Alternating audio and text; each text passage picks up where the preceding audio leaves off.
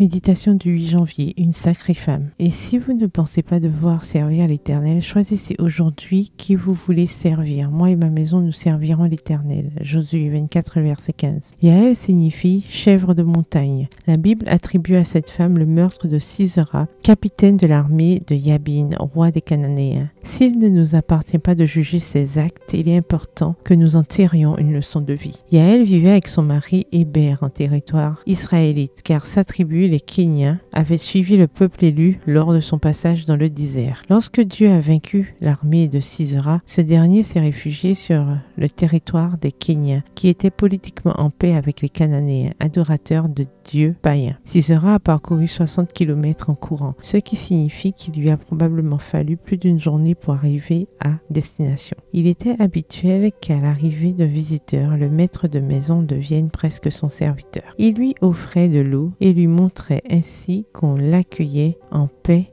dans cette maison et qu'il y serait en sécurité. Bien que le général sache que les Kéniens étaient neutres dans cette guerre, il avait peur et a demandé un verre d'eau pour s'assurer qu'il ne lui arriverait rien. Yaël lui a donné du lait et après l'avoir bu, Sisera s'est endormi, épuisé par sa course. Yaël a alors brandi un pieu. Cet outil était facilement accessible puisqu'il vivait sous des tentes et a saisi un maillet. Il n'est pas étonnant qu'elle ait su utiliser ces outils et qu'elle ait eu la force de le faire car les Kéniens étaient très habiles en forge. Nous connaissons déjà l'issue sanglante et même inconcevable pour nous aujourd'hui de cette histoire. Quelle leçon pouvons-nous tirer du courage de cette femme? Il est possible que, jusqu'à aujourd'hui, vous ayez vécu politiquement attaché aux coutumes du monde afin d'être accepté socialement. Est-ce que vous vivez avec le peuple du Dieu élu, mais que vous avez des idées et des manières de vivre qui vous lient à l'ennemi de Dieu et vous préférez qu'il en soit ainsi afin de ne pas